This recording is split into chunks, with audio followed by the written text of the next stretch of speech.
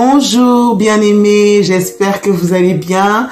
Bienvenue sur la chaîne Au pied du Seigneur, l'émission La Bible racontée. Donc là, c'est la deuxième émission. La première émission, nous avons pu aborder la création. Donc nous commençons par le livre de la Genèse, le début. Donc nous avons parlé de la création, nous avons bien expliqué aussi que notre Seigneur, Dieu, le Créateur, le Père, il est appelé Père parce qu'il a tout créé. Tout ce qui existe a été créé par lui. Et on a vu comment est-ce qu'il a créé les cieux, comment est-ce qu'il a créé la terre, comment est-ce qu'il a créé les êtres vivants. Et tout cela, chaque jour, il faisait différentes choses. Déjà, on a vu comment il a créé le ciel, comment le ciel est constitué, donc les cieux, les trois cieux. Comment Dieu, il a créé aussi les anges, ce qui s'est passé là-haut. Donc on a fait un petit crochet pour expliquer après pourquoi on parle de la terre qui devint informe et vide. Donc le premier jour aussi, Dieu, il a mis de l'ordre, il a séparé la lumière d'avec les ténèbres. Et lorsqu'il a séparé cela, chaque fois que Dieu créait quelque chose, il examinait sa création. Il contemplait sa création et il constatait que cela était bon. Et donc le premier jour, c'était la séparation de la lumière avec les ténèbres. Donc c'était le jour 1. Ensuite, le jour 2, on a vu que Dieu, il a mis l'étendue, c'est-à-dire le firmament, pour séparer les eaux d'en haut d'avec les eaux d'en bas.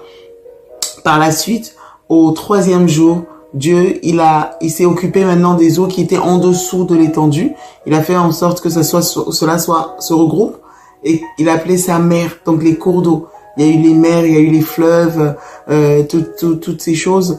Et donc, comme l'eau en bas s'est rassemblée, on a vu le sec. Le sec aussi est apparu. Et aussitôt, il a demandé à ce qu'il y ait la vie, qui ait de la verdure. Donc, il y a eu la verdure, il y a eu la végétation, et il y a eu des arbres, et chaque arbre devait porter sa semence. Et les arbres, en plus de porter du fruit, devaient porter leur semence. C'était pareil pour toute herbe, pour toutes les verdures, les fleurs, tout ce qui pouvait exister, devait venir et porter la semence. Donc, la continuité était déjà enclenchée, était déjà programmée. Et tout ça, ça nous montre la grandeur de notre Dieu, comment c'est un architecte merveilleux, qui pense à toutes choses et qui fait toutes choses par excellence. Donc par la suite, on a vu aussi au 4e jour que Dieu, il a créé les luminaires. Donc les luminaires, dans les luminaires, on entend les étoiles. Donc le soleil, la lune et tout ça. Et il a mis en place le temps. Donc il a mis le soleil pour présider le jour. La nuit était présidée par la lune. Et il a fait en sorte que il y ait une nuit, il y ait un jour, et cela marquait les époques, les années, les mois, etc. Voilà, donc et c'est comme ça que le temps a commencé à être mis en place, notre temps à nous. Voyez, et donc voilà. Par la suite aussi, on a vu que le 5e jour, Dieu il a créé les oiseaux. Donc il a créé les oiseaux et il a fait en sorte que les oiseaux puissent voler. Donc tout animal ailé qui avait la capacité de voler ont été créés le 5e jour. Et il a aussi créé les poissons des mers, tout animal au fait qui est dans la mer. Et donc ça c'était le 5e jour. Maintenant le 6e jour, on a vu que Dieu il a créé les animaux, le bétail et toutes ces choses là, tous ces animaux là. Et par la suite il s'est dit, créons l'homme, faisons l'homme à notre image, selon notre ressemblance. Et l'homme a été créé déjà à l'image de Dieu. Donc on a vu cela, l'homme a quelque chose de particulier que toute la création n'a pas. L'homme a quelque chose de spécifique que la création n'a pas. La création a été faite par la parole de Dieu, par le son de Dieu. Quand Dieu a parlé, l'Esprit de Dieu s'est mis en action et les choses ont pris vie. Mais maintenant l'homme, Dieu a dit, faisons l'homme. Il est descendu. Il a pris la poussière de la terre. Notre Créateur a touché l'homme, a façonné l'homme. L'être humain, quand on dit l'homme, c'était l'être humain. Un être qui était selon son image, selon sa ressemblance, qui est fait à l'image de lui-même. Voyez. Et quand il l'a façonné, il a soufflé en lui un esprit, son esprit. Et l'homme, l'esprit de l'homme s'est vivifié. C'était quelque chose de spécial, de particulier et de merveilleux. Et d'ailleurs, quand Dieu a vu cela, il a dit que c'était très bon. Les autres créations étaient bonnes, mais là, c'était très bon. C'était merveilleux. Voilà. Et donc, Dieu a placé l'homme dans le jardin, dans un jardin qu'on appelle le jardin d'Éden. Donc, dans ce jardin-là, l'homme devait le cultiver, il devait le garder, il devait en prendre soin. Et il a donné à l'homme la domination sur tout ce que Dieu avait créé, sur tous les animaux, les reptiles, les bétails, tout. L'homme devait dominer sur tout ça. Il devait assujettir tout ça. Et tout ce que Dieu a créé, il a placé en eux la fécondité. Il leur a dit de se multiplier, d'être fécond. Et c'était pareil pour l'homme. L'homme aussi devait se multiplier, être fécond. Mais en plus de ça, l'homme avait la domination sur tout ça. Parce qu'il était fait à l'image de Dieu. Dieu, il domine sur toute chose. Donc, s'il crée quelque chose à son image, forcément, cela domine. Et donc, il a donné à l'homme cette sagesse-là, cette capacité-là. D'ailleurs, après, les animaux, Dieu a fait venir les animaux devant l'homme. Et l'homme les nommait. Il les appelait par leur nom. L'homme donnait un nom aux animaux. Il a donné cette capacité-là. D'ailleurs, quand l'homme a fini tout cela, il s'est rendu compte qu'il était seul. Qu'il n'y avait pas son vis-à-vis, il n'y avait pas son semblable. Et donc, quand Dieu a constaté que l'homme, c'était quelque chose quand même que l'homme avait constaté et qu'il devait certainement travailler aussi l'homme, ben, il a dit, il n'est pas bon que l'homme soit seul. Il n'est pas bon que l'homme soit seul. On va lui faire une aide semblable. Alors, qu'est-ce qu'il va faire? Il va faire venir un profond sommeil sur l'être humain. Il va prendre un côté. Vous voyez? Souvent, au fait, on dit une côte, mais le même mot, au fait, en hébreu, qui dit côte, qu'on a traduit par côte, c'est aussi côté. Il a pris un côté de l'être humain. Ensuite, il a refermé la chair, il a façonné, il a refermé. Et du coup, il y a eu et c'est là que on parle du mot homme en français qui est le mâle. Parce que le mâle, c'est-à-dire le masculin. Voilà, le masculin, le mâle. Et donc, parce que jusque-là, on parlait de l'être humain. C'était un être, au fait, qui en lui renfermait toutes les caractéristiques. Et à la fois du mâle et à la fois de la femelle. Maintenant, c'est ce que la parole nous dit. Donc, c'était un être qui avait tout, parce qu'après, le Seigneur a pris, il a extrait la femme. Il a bâti la femme. Il a formé, il avait formé l'être humain, mais maintenant, il a refermé, il a formé un homme. Donc, on a vu maintenant le côté masculin qui est sorti. Et maintenant, il a bâti maintenant le côté féminin. Et il l'a présenté à l'homme. Il a réveillé l'homme. Et quand l'homme a vu ça, il était tellement content. Il a dit, ah, cette fois-ci, voici mon vis-à-vis. Voici l'os de mes os, la chair de ma chair, et on l'appellera femme. Il était content, il a dû danser. Hein. Il était heureux. Et voilà. Et donc, ils ont cheminé ensemble. Et les deux deviendront une seule chair. Les deux. Quand les deux sont mis ensemble, cela forme l'être humain que Dieu avait créé initialement. C'est pour ça qu'on dit les deux deviendront une seule chair. Parce que les deux ont la capacité, lorsqu'ils sont ensemble, de représenter cette entité-là. L'union des deux forme l'être que Dieu avait créé au départ. Quand il a dit, faisons l'homme à notre image, selon notre ressemblance, il avait tout mis en cet être-là. Et cet être, lorsque il a été divisé en deux, lorsque les deux pièces se mettent ensemble, ça reforme un. Les deux deviendront un. Voyez, c'est un mystère. Hein. C'est ce que notre Créateur il a fait. Donc l'homme n'est pas sans la femme n'est pas sans l'homme, parce que les deux doivent être ensemble. Et les deux doivent être unis. Et l'ennemi fait tout pour séparer, pour diviser, pour mettre l'incompréhension. Bref. Et donc, voilà. J'ai fait un petit résumé de ce qui s'est passé au moment de la création, donc de la première partie. Maintenant, comme je vous disais, on va rentrer maintenant dans la seconde partie. Dieu, il a mis l'homme dans le jardin pour que l'homme, l'être humain, enfin l'homme et la femme d'ailleurs, parce qu'ils étaient tous les deux maintenant à avoir cette mission-là que Dieu leur a confiée, l'homme dominait, la femme dominait. L'homme gérait, la femme gérait. L'homme devait cultiver, la femme devait aussi participer, cultiver. Ils étaient ensemble dans cette tâche, dans cette œuvre au fait que le Seigneur, que Dieu leur avait confiée. Et donc, on va voir que le jardin aussi, tellement Dieu avait pensé à tout, il y avait une vapeur qui s'élevait du sol et qui arrosait tout ce qu'il y avait. Donc, il n'avait pas à aller chercher des seaux pour aller travailler et souffrir, au fait. Tout se faisait pratiquement seul. Il était dans la paix, dans le bonheur. Et il y avait même, Dieu même avait fait en sorte qu'il y ait des fleuves. Il y avait un fleuve qui venait vers le jardin d'Éden et qui se séparait en 4 branches. Donc, dans les 4 branches, il y avait une première branche qu'on appelait Pichon. Et Pichon, en fait, partait jusque dans le pays d'Avila et tout. Et Pichon, le mot Pichon veut dire augmentation. Voilà, augmentation. Donc, augmentation. C'était un fleuve qui portait le nom de augmentation.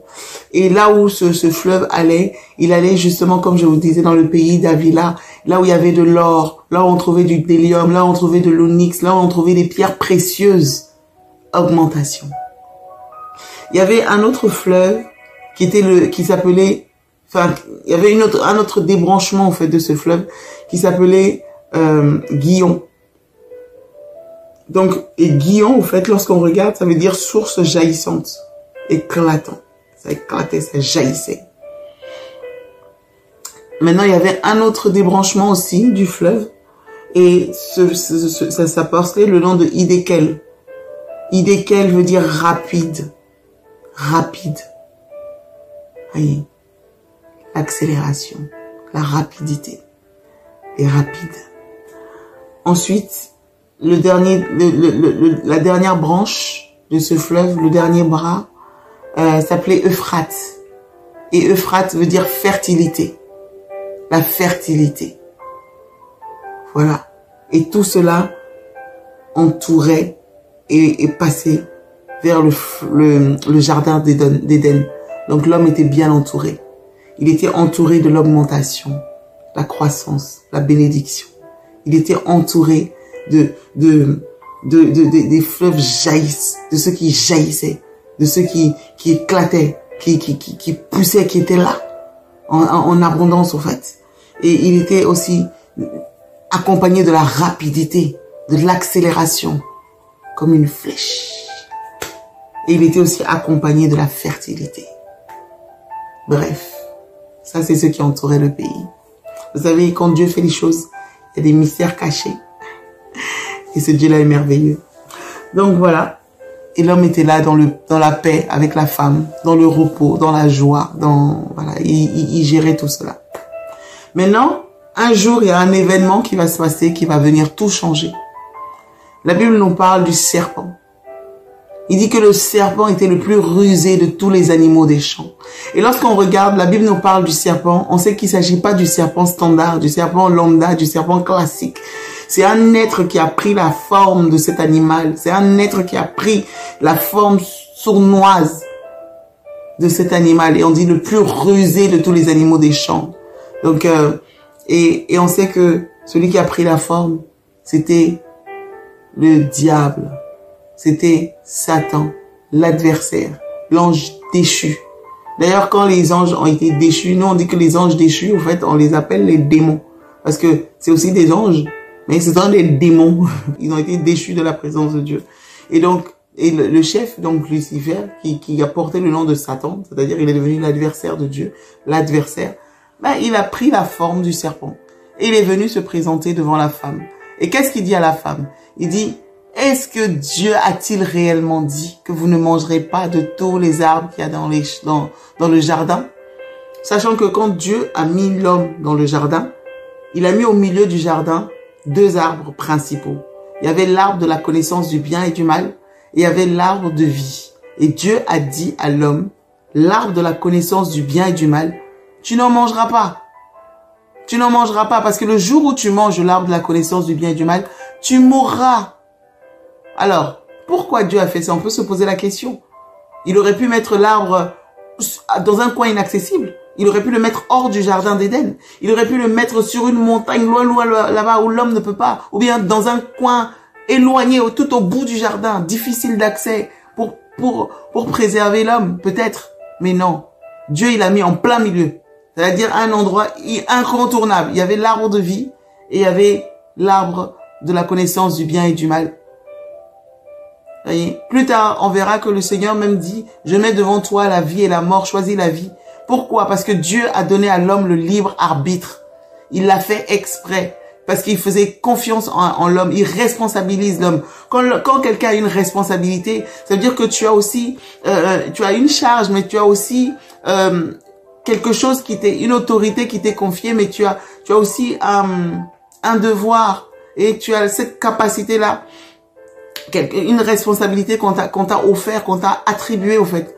L'homme était responsable. Il devait dominer, il devait gérer, mais il devait aussi avoir le choix de ses actions, de suivre, d'obéir à Dieu, de désobéir à Dieu. C'est-à-dire le libre arbitre.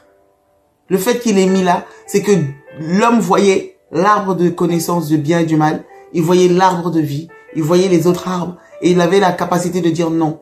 Celui qui m'a créé, mon créateur, mon Dieu, mon maître, m'a donné le choix de le prendre ou de ne pas le prendre, mais il m'a dit de ne pas le prendre. Donc, je décide d'obéir, je décide de le suivre et je décide de ne pas prendre cet arbre. Voilà. Donc, c'est ce que Dieu a fait volontairement. Et il a fait confiance en l'homme, en fait. Il lui a fait confiance. Comme aujourd'hui, il nous fait confiance de le suivre ou de ne pas le suivre. Et donc, par rapport à cela, Satan savait très bien. Il était là bien avant la création de l'homme. Il a tout vu, il a vu tout ce qui s'est passé. Quand Dieu a créé, il a dit c'est bon, c'est bon, c'est bon. Et quand il est venu à l'homme, il a dit c'est très bon. Il a entendu ça. Et quand, en plus, cette poussière sur laquelle lui, il est venu se fracasser et la terre est devenue informe et vide, Dieu va prendre cette même poussière et il va former Adam, sorti du sol, sorti de la poussière, l'être humain. Il va le créer et va lui dire, domine sur tout ce qui existe. Domine sur tout ce que j'ai créé, sur tout ce qu'il y a sur la surface de la terre. Domine.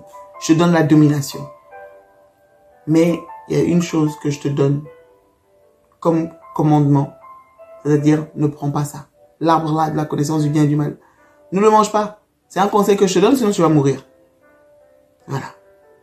Eh ben, Satan est venu en disant, alors, est-ce que Dieu a vraiment dit que vous ne mangerez rien de tous ces arbres là? Est-ce qu'il a dit? Mais en réalité, l'homme était fructivore, il était herbivore. Tous les autres animaux étaient herbivores. Tous les autres animaux, tous les animaux d'ailleurs étaient herbivores. Même le lion mangeait de l'herbe.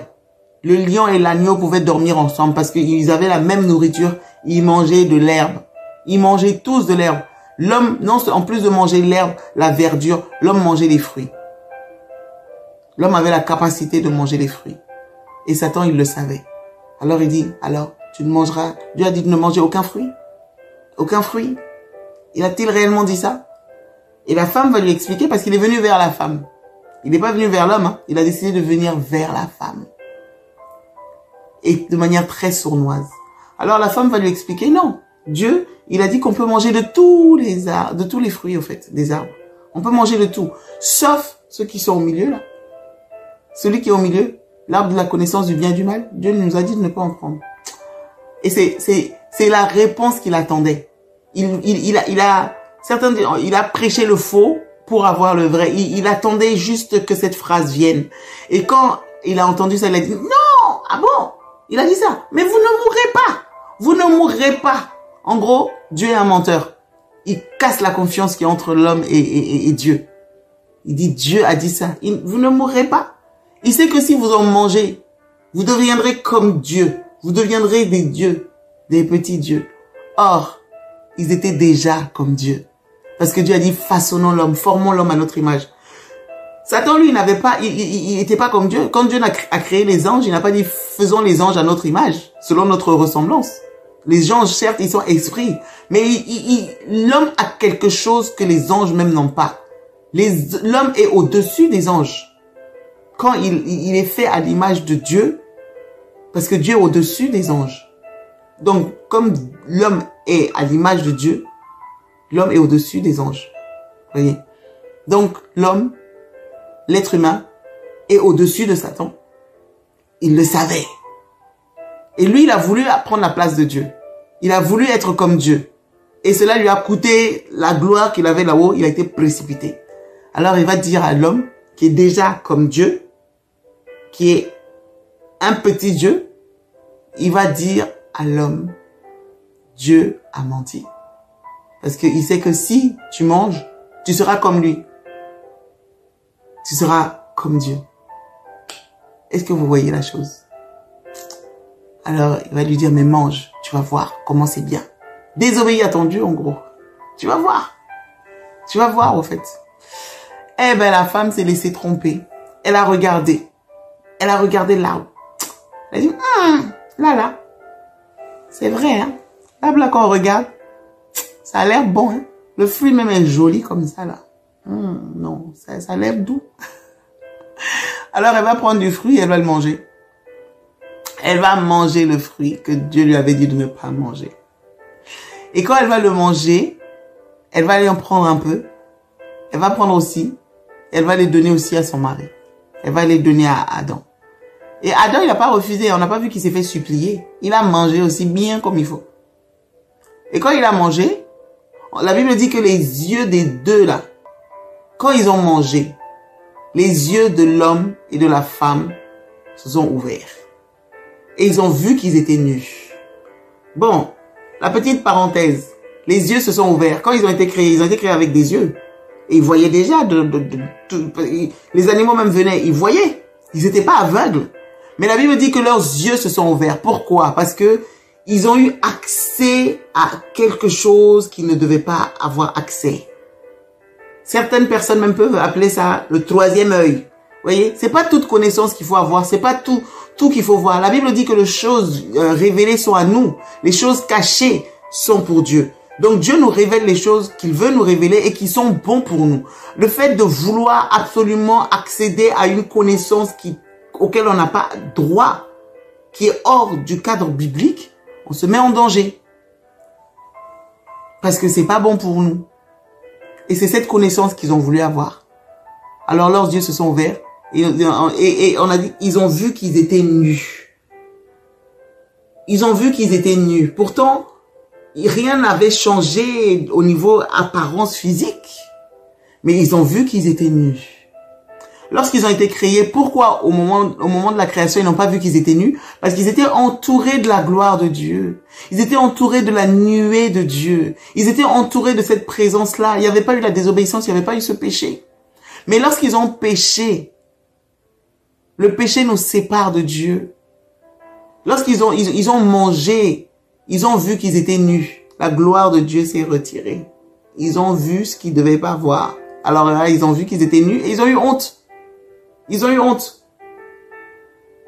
Ils ont commencé à coudre des feuilles de figuier. Ils ont pris les feuilles de figuier, ils ont cousu et ils se sont mis ça comme ceinture. Ils ont mis ça comme ceinture. Et maintenant, comme Dieu dans son habitude, parce qu'il a créé l'homme, il était en connexion avec l'homme. Il était en relation avec l'homme. Il y avait cette complicité entre l'être humain et son Dieu, l'homme et la femme. Alors Dieu va venir, il va se promener dans le jardin, comme il a l'habitude de venir, de contempler sa création. Et il avait l'habitude de venir échanger avec l'homme. Et quand l'homme va entendre la voix de Dieu, il va aller se cacher. Il va aller se cacher. Il va fuir. Le péché nous sépare de Dieu. Qu'est-ce que le péché? Le péché même veut dire manquer le but. La traduction réelle du péché, le mot, veut dire manquer le but. Donc, ce que Dieu a prévu pour toi, là, tu as manqué ça. Tu es passé à côté. Certains disent, tu as tapé poteau. Tu n'as pas fait but, là. Tu as raté. C'est ça, le péché. Donc, et du coup, ils se sont cachés. Alors, Dieu va appeler. Aïe, il s'est caché. Donc, il va finir par sortir. De toute façon, qui peut se cacher devant Dieu? Qui peut se cacher devant Dieu? Celui qui voit tout, qui a tout créé. On peut se cacher. Même si tu rentres dans le plus profond des trous, là, il te voit. Il voit tout. Rien n'est caché devant sa face. Alors, il va appeler Adam. Et Adam va finir par sortir. Hein, avec sa moitié à côté. Là. Il va sortir. Elle dit, mais pourquoi tu te caches? Au fond, Dieu savait déjà. Mais il voulait que l'homme parle et qu'il avoue ses transgressions. Il va lui demander pourquoi tu te caches. Pourquoi te caches-tu?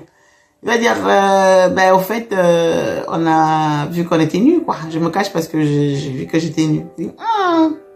Comment tu sais que tu es nu? Aurais-tu mangé du fruit que je t'ai défendu de manger, là? Tu as mangé ça? Dieu savait, hein. Mais au lieu de dire, oh, pardon, c'est vrai. Il va commencer maintenant à l'accusation. Vous voyez? Et ça, c'est la semence du diable. Parce que c'est lui l'accusateur des frères. Donc quand tu manges là, tu deviens aussi accusateur comme lui. Tu vas commencer à accuser les autres. Tu vas commencer à condamner les autres. Tu vas commencer voilà. Donc, c'est ça. Il a mangé le fruit là. Et donc, la semence maintenant du serpent là, le venin. Donc, directement, au lieu de se repentir, il va dire, c'est la femme là que tu as mis à mes côtés. En gros, si tu m'avais pas mis la femme là, moi, je n'aurais pas eu ce problème. C'est la femme que tu as mis à mes côtés qui m'a poussé à manger. Alors Dieu va se tourner vers la femme. Il va dire, est-ce que c'est vrai? Pourquoi tu as fait cela? La femme va dire, le serpent. C'est le serpent là qui m'a trompé. Hein. Et puis j'ai mangé. Il m'a trompé. Il m'a dit d'en manger, moi j'ai mangé. Et quand on regarde, Dieu ne va pas demander au serpent. Il ne va pas poser la question au serpent. Le serpent là, le serpent n'est pas à son niveau. Le serpent n'est pas son égal. Il n'a même pas de compte à lui rendre. Je ne sais pas comment. Il n'a pas demandé au serpent. Il dit, toi, puisque tu as fait ça, toi, on ne va même pas te demander ta motivation. On connaît déjà ton fond. Donc, on ne va même pas te donner l'occasion d'ouvrir ta bouche parce qu'on sait que ce qui va sortir de là, ça n'a rien de... Comme tu as fait ça là, tu es maudit. Tu es maudit. Parmi tous les animaux là, des champs, tu es maudit. Et non seulement tu es maudit, mais tu vas ramper sur ton ventre. Tu vas ramper sur ton ventre. Et tu vas manger la poussière. La poussière de laquelle l'homme est fait. La poussière de laquelle l'homme a été tiré là. La poussière sur laquelle toi-même tu t'es fracassé là. Tu vas manger la poussière. Et quand il va parler, maintenant il va venir vers la femme. Il va dire, voilà. Puisque toi tu as écouté le serpent. À partir de maintenant, c'est dans les douleurs que tu vas enfanter. Tu vas connaître les douleurs de l'enfantement. Tu vois, tu sauras ce que c'est que d'avoir un enfant et comment tu souffres. Et en plus de tout cela, le Seigneur va dire à la femme, le serpent te mordra le talon, mais toi tu lui écraseras la tête. Donc certes, il y a l'inimitié entre la femme et le serpent. Cette inimitié, cette animosité, cette hostilité ne s'arrête pas juste à leur génération. Ça continue jusqu'à la génération future.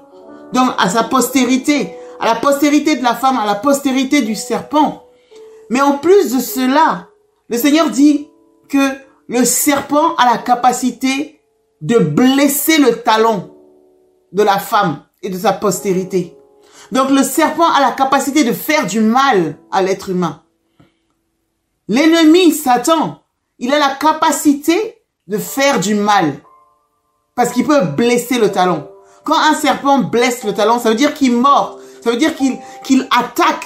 Ça veut dire qu'il peut atteindre. Mais le Seigneur dit, tu lui écraseras la tête. Tu as quand même ce pouvoir-là. Tu as quand même cette autorité-là.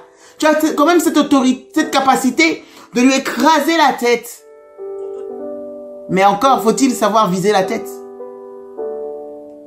Et pour cela, pour écraser la tête du serpent, il faut être conduit par Dieu. Parce que si tu rates la tête et qu'il t'attrape, c'est chaud. Hein? Mais on a la capacité, la femme a la capacité, elle et sa postérité, d'écraser la tête du serpent. Et quand la tête du serpent est écrasée, il ne peut pas faire grand-chose. Il ne peut pas faire grand-chose. Mais il faut quand même rester vigilant. Il faut rester sur ses gardes. Et en plus de ça, tes désirs se porteront vers ton mari. Donc tu vas désirer des choses, tu vas vouloir des choses par rapport à ton mari. Tes désirs se porteront vers lui. Mais il dominera sur toi. Il sera, hein, va être sur ta tête là. Il domine sur toi maintenant. Alors qu'au départ, l'homme et la femme étaient positionnés pareil. Dans la création, au départ, avant le péché, avant l'arrivée du péché, l'homme et la femme dominaient ensemble. À cause du péché, on dit l'homme dominera sur toi. Parce que tu as écouté le serpent. Mais le voici maintenant, il est au-dessus de toi. Voilà. Voilà. Vous voyez un peu? L'équilibre a changé. Les choses ont changé. Et maintenant, il va dire aussi, je mets inimitié entre toi et le serpent. L'inimitié là, c'est une tension, une animosité. Je mets l'inimitié entre toi et le serpent. Non seulement entre toi et le serpent, mais ça suit vos descendants. C'est-à-dire entre ta postérité et sa postérité. Donc, toi déjà et le serpent, il y a cette animosité-là. Mais même tes enfants. Non, on est de la postérité de la femme, non? Donc, rien que quand tu nais là, directement, tu sais que le serpent est contre toi. Donc, ça sert à rien de dire, oh, moi-même, j'ai tué personne, rien que parce que, à cause de cette malédiction-là, quand tu nais, il faut savoir que le monde des ténèbres, il faut savoir que Satan et tous ces démons-là ne sont pas de ton côté. Ils ont un vice, ils savent parler, ils savent manipuler les choses, ils savent tourner les choses pour te faire paraître la chose tellement belle comme ils l'ont fait avec le fruit, l'arbre là. Toi-même, tu vas croire que c'est dans ton intérêt, que tu vas accéder à des choses auxquelles tu ne pouvais pas, alors que ce sont des choses que ton Dieu t'a déjà donné, auxquelles tu as déjà accès. Il faut juste savoir comment l'utiliser. Mais il va manipuler pour te sortir. Parce que s'il arrive à t'atteindre et à te détruire, il détruit la création de Dieu. Et comme Dieu aime sa création, Dieu aime l'homme. Donc, il atteint Dieu. Il atteint le cœur de Dieu. Voilà. Donc, il a mis l'inimitié. Maintenant, il y a l'inimitié entre la postérité de la femme et la postérité du serpent. Déjà, quand une femme sait que tu l'as trompée, quand une femme sait que tu l'as trahi, tu l'as blessée, c'est chaud, hein? Donc, la femme a compris qu'elle s'est fait tromper par le serpent. Donc, il y a déjà cette inimité-là, cette inimitié, cette animosité. Donc, ça suit aussi au niveau de la descendance. Oui. Et maintenant, par rapport à Adam, il va dire à Adam, toi là, comme tu as écouté ta femme, tu n'as pas pu dire non plus, non. À cause de toi, là, le sol est maudit. Le sol est maudit à cause de toi. La terre, là, elle est maudite à cause de toi. Et maintenant, comme la terre est maudite à cause de toi, c'est à la sueur de ton front, là, que tu vas gagner ton pain. Tu vas labourer maintenant la terre. Tu vas travailler la terre. Et sache que quand tu vas la travailler, elle va te produire des épines et des ronces. Donc, les chardons, les trucs piquants, là, qu'il y a là, à partir de ce moment-là, tu vas souffrir pour gagner. Parce qu'avant, là, il y avait la vapeur, non? Tu avais tout gratuitement, tu n'avais rien à faire. C'était facile. Il te suffisait juste de tendre la main et puis ça se faisait. À partir de maintenant, tu vas savoir ce que c'est que de travailler. Tu vas savoir ce que c'est que de transpirer. Et voilà. Et non seulement, il va y avoir ça. Donc ça, c'était la sentence à cause du péché. Maintenant, Dieu va les chasser du jardin. Parce qu'il va dire, mettons-les dehors. Parce que si ils sont encore là, ils ont mangé l'arbre de la connaissance du bien et du mal, ils risquent de manger l'arbre de vie. Et s'ils mangent l'arbre de vie, alors que le péché est rentré en eux, alors que le mal est rentré en eux, bah, au fait, la vie, ce mal en eux va vivre éternellement. Parce que l'arbre de vie, c'est la vie éternelle.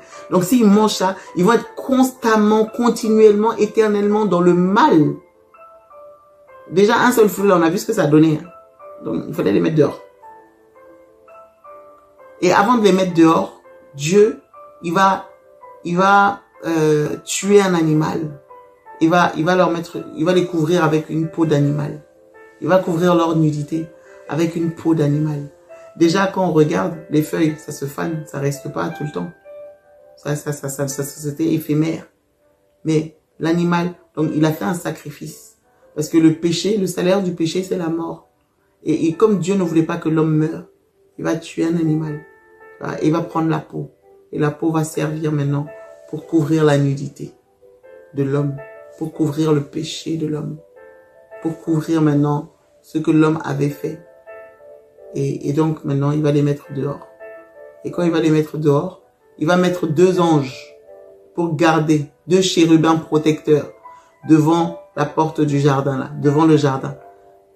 Et non seulement il y avait ces anges-là qui gardaient, ces chérubins protecteurs, mais la Bible nous parle aussi d'épées flamboyantes, c'est-à-dire d'épées avec le feu. Il y avait 2 épées avec le feu. Donc, toi-même, là, quand tu vois les anges, là, tu veux faire demi-tour, mais même si tu n'étais pas convaincu de faire demi-tour, quand tu vas voir l'épée avec le feu, là, tu rebrousses chemin. Donc, afin que personne ne rentre. Personne ne rentre. Personne ne peut rentrer. La porte est gardée. Donc, l'homme est parti avec sa femme. Il va donner à sa femme le nom de Ève. Il va connaître Ève. Il va connaître sa femme. Elle va lui donner un enfant. Elle va lui donner un enfant. Et ensuite, il va lui donner le nom d'Abel. Et aussi un autre enfant, elle va lui donner le nom de Caïn.